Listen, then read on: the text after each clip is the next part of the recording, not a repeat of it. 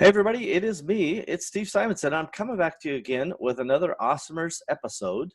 And we're doing these kind of on a random basis, but I'm glad you're tuned in today. If you're hearing me, you're somehow in the loop. You're either subscribed, which I hope you are, or that you got some sort of notification or share from somebody who did a good deed for you. So welcome to the Awesomers podcast. And if you want to check out the show notes and some of the links I'm going to mention in today's episode, go to awesomers.com/137. That's awesomers.com/137 to get the details. Now, today my topic is reflecting on Amazon Project Zero. And really the question, perhaps I'm in a cynical mood at the moment, but the question is this concept of Amazon's Project Zero announcement, real brand protection or just an Amazon PR move? And I want to break that down and talk to you about it today. So first of all, I do want to say proactively that if you haven't checked out sellerchatbot.com, go there and check that out. I am a passive investor. I can't take credit for their awesome work, but it is the easiest to implement solution for chatbots. I don't have any affiliation or anything like that directly, but I am a passive investor. So there's your FTC disclosure. I think it is the easiest chatbot to use. And if you can't have a chatbot launched in 10 minutes, like a search, find, buy, or a launch or other bot using the built-in flows, you're just not doing it right. I'll be honest with you. There's no programming, no tech requirement. Go check that out right now, sellerchatbot.com. So let's talk about what is Amazon Project Zero. I don't know if you've heard or paid any attention to some of the press out there, but Amazon, about a month or so ago, maybe 6 weeks, they started making press release, making a little noise about this so-called Project Zero. And, my interpretation is that Amazon,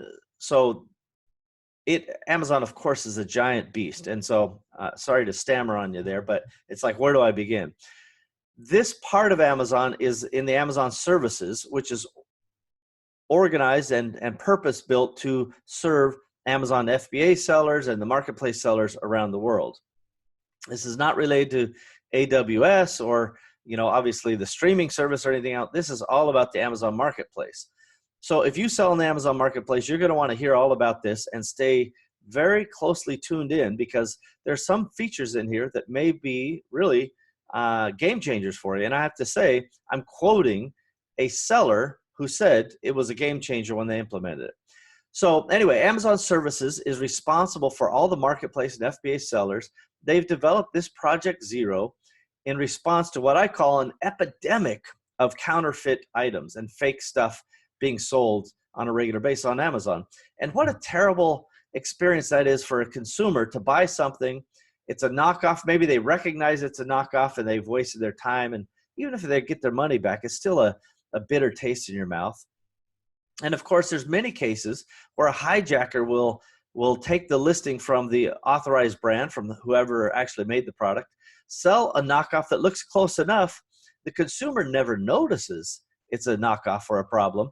And they just kind of think that the brand sucks at that point. They leave a negative product review, which, as we know, is almost impossible to get off of Amazon's review system. And I have begged Amazon, I implore you, Amazon, as you're listening out there, it's so easy to understand that if a product review came from one of the hijackers, one of the guys selling counterfeit, that should be knocked off the main product. Stop letting hijackers accrue product reviews, because those only hurt the consumer experience and ultimately they hurt the brand owners as well. Now, I do want to say, in terms of full disclosure, I use the word epidemic, right? There's an ongoing epidemic of knockoffs, fakes, and counterfeits on Amazon. And that's my own characterization of what I often refer to as a Wild West situation. And that Amazon marketplace is truly like a Wild West where, often Amazon as the sheriff or the marshal shoots first and asks questions later. Your competition is absolutely shooting with everything from negative reviews to even positive reviews. They're doing, review gluing. They're doing all kinds of nefarious activities to kind of get a leg up. And I tell you, they're getting pretty good at it. So this Wild West experience is not ideal for consumers long term. It certainly doesn't help brand owners. But as we know, Amazon is obsessed with customer service. And the customers that they recognize, by the way, are not marketplace sellers. We are not customers, or if we are definitely many levels down in terms of customer value than the end consumer who's actually buying this stuff. And I suppose that's logical in some way, but it's not often that sellers feel the love, so to speak. And I do want to say, in fairness, that Amazon's official declaration about Amazon Project Zero doesn't include things like epidemic knockoffs or things like that. Here's what they say. This is from Amazon directly. We are excited to announce Project Zero, a new program that empowers brands to drive counterfeits to zero. Project Zero combines Amazon's advanced technology, machine learning, and innovation with sophisticated knowledge that brands have of their own intellectual property and how to best detect counterfeits of their products. So I like the words like empower and driving counterfeits to zero. All of that sounds good. But if you were confused at what machine learning and innovation and some of those things mean, I'm going to dive into that here just in a moment and talk about some of those exact tactics that Amazon is deploying on our behalf and to make the marketplace better. So, but before I do that, the first question you might wonder is, hey, can I get in on this Project Zero? And I can tell you that right now, Amazon's limiting the program to certain brands that were invited originally.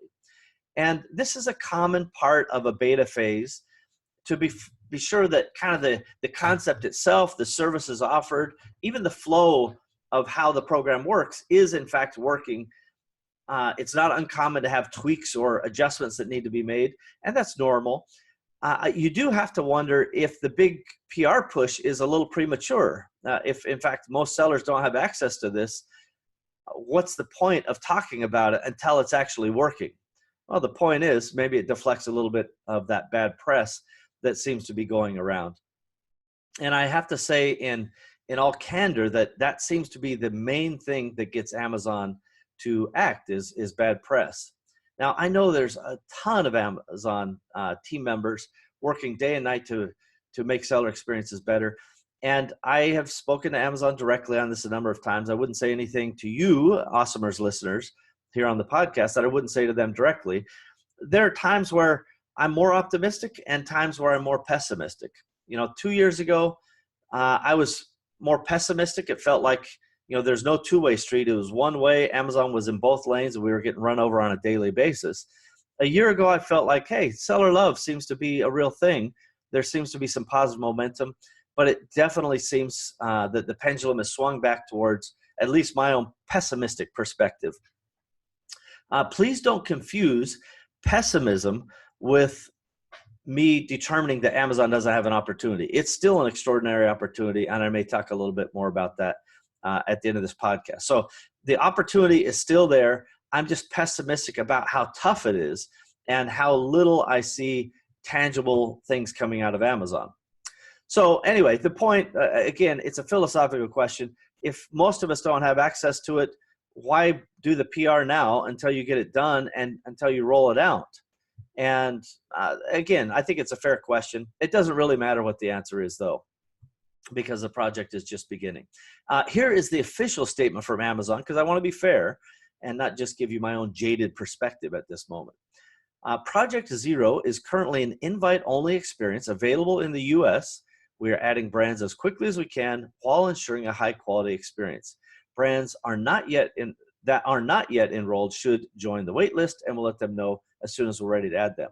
And just so you know, if you go to awesomers.com/137, I've included links to the Amazon Project Zero press release, the Project Zero kind of homepage, and the waitlist page as well. So you can go to awesomers.com/137 and get those links right now.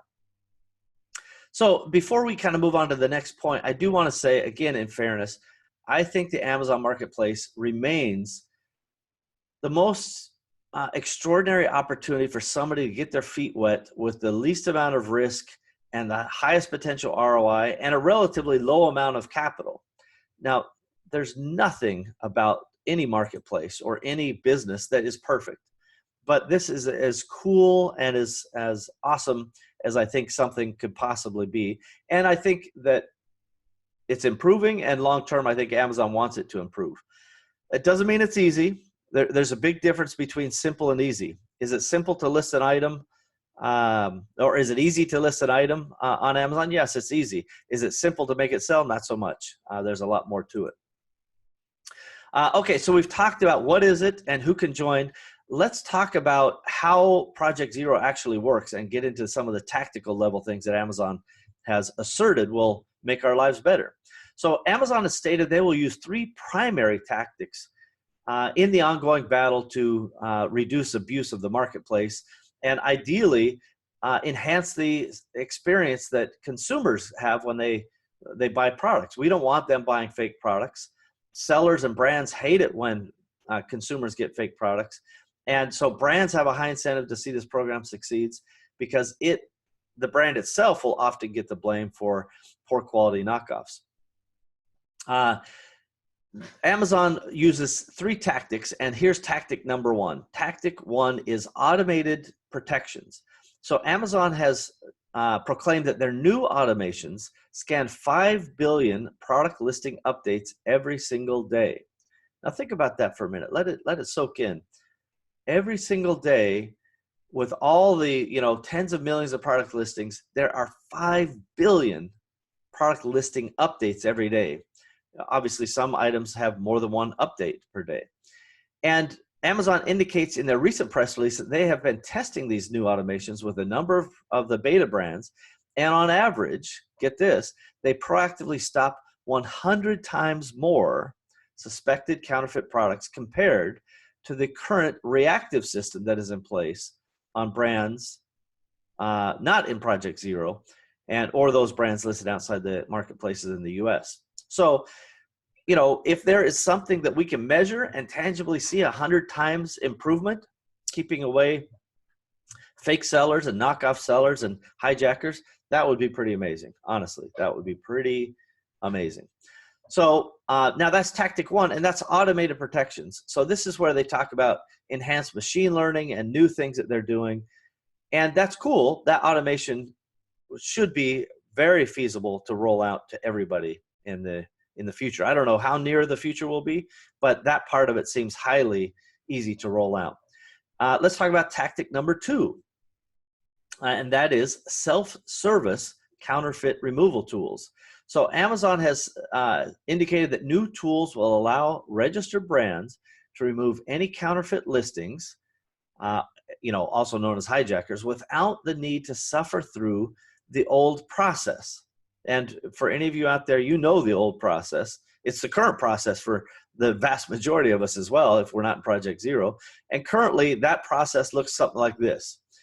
We find a hijacker. We can't just report them and get them off. We have to buy the fake product, wait for it to be delivered, which, by the way, if they're sending it from China, can be weeks to receive the fake product. Then we have to physically get it. We have to document the differences between the fake cheap knockoff and the authentic item. We do that through a case submission to Amazon.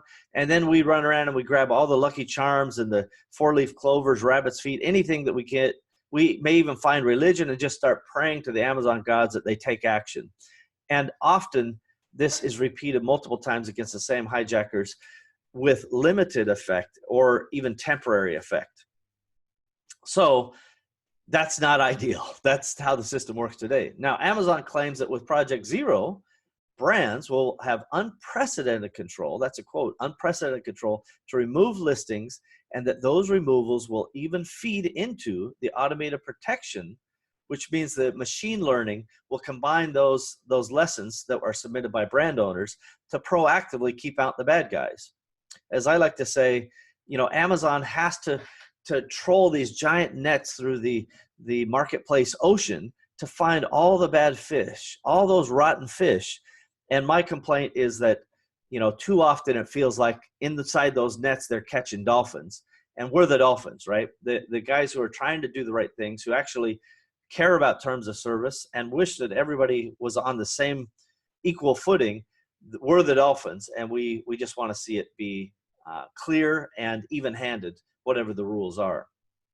So again, the idea of going from the, order the product, document the differences, and then just hope that somebody at Amazon takes action would be vastly improved if the Project Zero claim is right, that a brand owner could just click and remove people.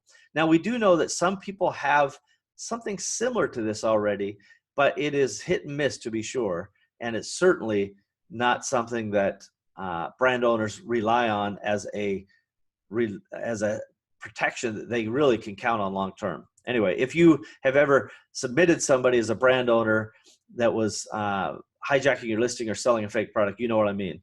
It hasn't worked to now, so hopefully the new thing will be better. Now, the third tactic is what they call product serialization. Amazon touts that the advent of product serialization will result in bringing Project Zero full circle to eliminate any counterfeit items being sold on Amazon for a particular brand. So the concept of unique IDs being printed and placed on every single product was introduced through a program called Amazon Transparency a couple years back.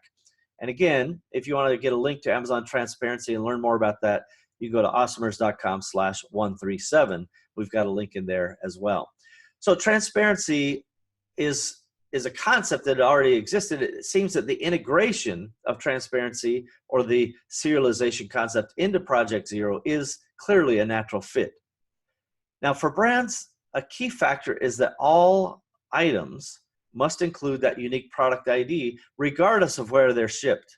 So that means every production that you run, you need to purchase these labels. Essentially, they're little labels that you get through Amazon authorized partners. And the cost of these basically ranges from 1 cent to 5 cents per unit. So just take a minute and add 5 cents per unit. This is not just on Amazon products. This is on every product that is sold by the brand, regardless of the channel. That's the only way Project Zero works, and is a component, at least, of transparency. Now, the more you sell of units, or the more unit labels you purchase, it goes from that 5 cents down as low as 1 cent. I personally don't know why the price is that high. It's, I think it should be lower price. I don't think the cost to print labels are that high.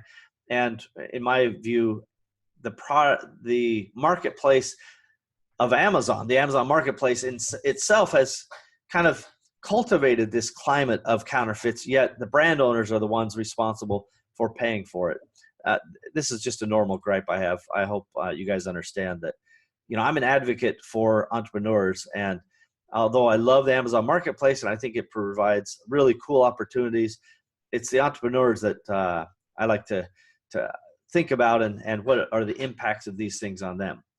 So in this particular tactic we're talking about, number 3, product serialization, the concept is, each of these unique product IDs will be put on each individual product, every single one with a unique ID, and this will be done at production. And then anybody, that includes Amazon or a consumer, can download a free app and scan the QR code to see, in fact, that the product details and the authenticity of the item are, in fact, all real and all genuine. And that's a nice enhancement to have that. Again, the fact that we have to put ID labels on every product that are sold across multiple channels. So if I sell 1 million items to Staples, of course, that would be at the lower rate. That's still a penny times 1 million, all to Staples customers, because maybe somebody buys it on Staples and tries to resell it on Amazon. It needs to still be viewed as authentic. So it's not that the cost per unit is so extraordinary. It's just that it's a cost, and it's Amazon monetizing yet again some other aspect of their Wild West that we're now responsible for dealing with. So I'm hopeful that the prices will go down over time, and there may be no way around this reality. I don't like the irony of us, trying to clamp down on counterfeits that have been fostered in this marketplace, and us footing the bill. But as I like to say, in fairness, Amazon is at least doing something. They're in the absence of alternatives, I'll take it. in fairness, and that's probably why they know they can charge.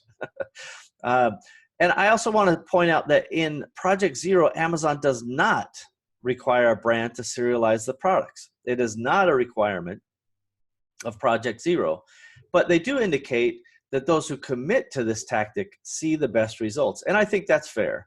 And so, again, I'm not trying to, kick Amazon in the crotch all day long. I'm trying to hold Amazon accountable where it's needed, and then illustrate where the opportunities are for improvement, both on the Amazon side or the entrepreneur side, so that both parties can give the best experience to consumers. When we do that, that's what creates the magic. That's why the Amazon marketplace is blowing up, and that worldwide it remains the absolute force in e-commerce. That's when all those things marry up. And I have to say, again, in full fairness to Amazon, despite all of these little complaints and all the things I bring up, they're still growing and expanding at extraordinary rates with absolute massive potential.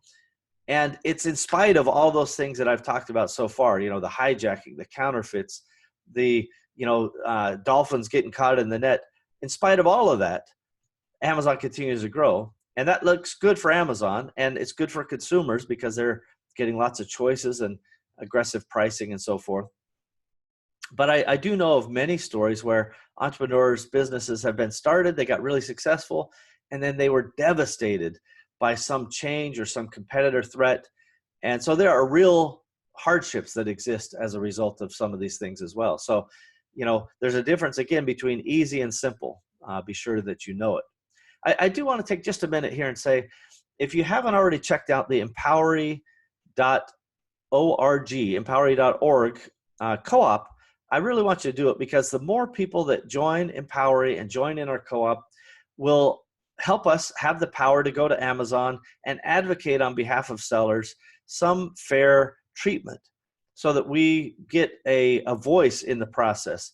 Maybe this constant increasing of prices at lightning deals, for example, and the lower effectiveness, a co-op can shed some light on that and bring some conversation points.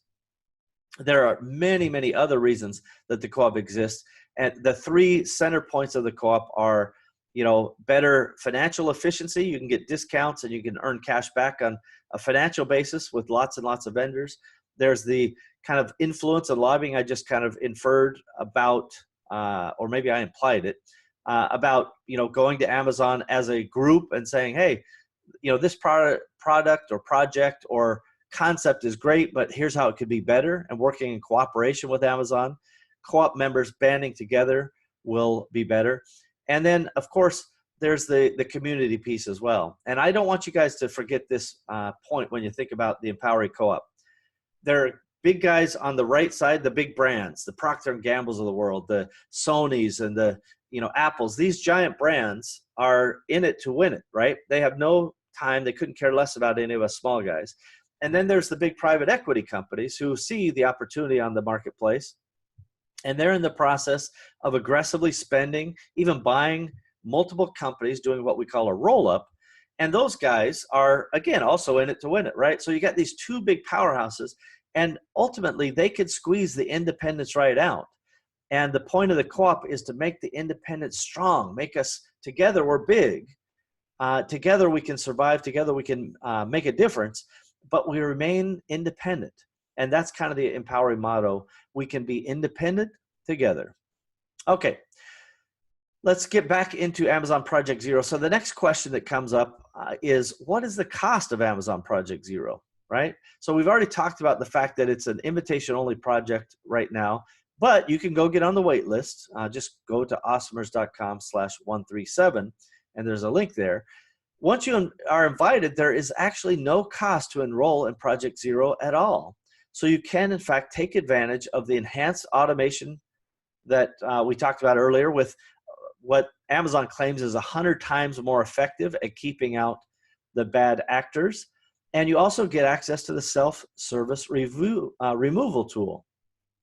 Forgive me, my voice is in and out. I've been traveling a lot. So the point is, those two parts of Project Zero are no cost. If you do decide to implement product serialization, the cost, which is consistent with the transparency program, of 1 cent to 5 cent per label per unit would be in place. But again, that's not a requirement. So I give Amazon a lot of kudos for making that a component of the program that is an option for the seller. And that's something I really appreciate. So finally, the question is, who can join Amazon Project Zero? And this I think deserves just a minute of rewind. Amazon for the last couple of years has aggressively been pushing the Amazon brand registry 2.0 is what most of us call it. The first brand registry was something. The new brand registry is something different. The base requirement for the new brand registry is to have a government issued trademark for your brand that allows you to assert your brand ownership and gain the added protections. Now, as I've alluded to earlier, in many ways, these so-called protections have been mostly urban legends that have, we thought we were getting with brand registry, but many brand registry 2.0 brands are still facing an onslaught of hijackers, often on a daily basis. Let's not kid ourselves. It's still happening. And there are many other tactics, even if they can't hijack your brand, that they use to attack you. Negative reviews, leaving fake safety complaints, all kinds of other things. We'll talk about some black hat stuff in a future episode. But I do want to say it's important that if Amazon is determining ownership, a trademark is a fair way to do that. That's who should have the protection, the one who owns the trademark. So the real key is to take that verification of ownership and actually deliver some sort of tangible protection. And to me, that's the genesis of their idea for Amazon Project Zero. So I really do appreciate that. And, I want to give them a shout out that, this could be the culmination of some good ideas all working for the benefit of sellers and entrepreneurs. Now, again, up until now, brand registry is the only hurdle that legitimate brands had to bear to get into registry. And I call it a hurdle because there are real costs to, getting into a trademark. There's also time that you have to wait. All during that time, of course, hijackers continue to steal sales on a regular basis. So maybe the tipping point will, in fact, be Project Zero. And I do want to make a warning. There are some people out there buying trademarks off of trademark exchanges and the like. Definitely talk to a trademark lawyer. That process may work for you to get into brand registry, but in terms of having a defendable trademark, I don't think that will work. And in fact, it doesn't matter what I think, it matters what lawyers think. And the lawyers I talk to, there are requirements and usage and all kinds of regulations that make some of those trademarks that are being sold, by the way, for really high prices in many cases, not really usable for a legal defendable entity, even if it accomplishes your goal on Amazon. So just take steps now and go get it done. And if you need to find a good trademark attorney, just go to empowery.com/contact and ask them for a referral. They'll give you a free referral even if you're not a member. But why not be a member? Of course, those who don't have brand registry won't be eligible for Project Zero. You can't get an invitation until you're registered. And today we know that brands outside the US are also not eligible for Project Zero. So let's bring this thing home and talk about, kind of the summary.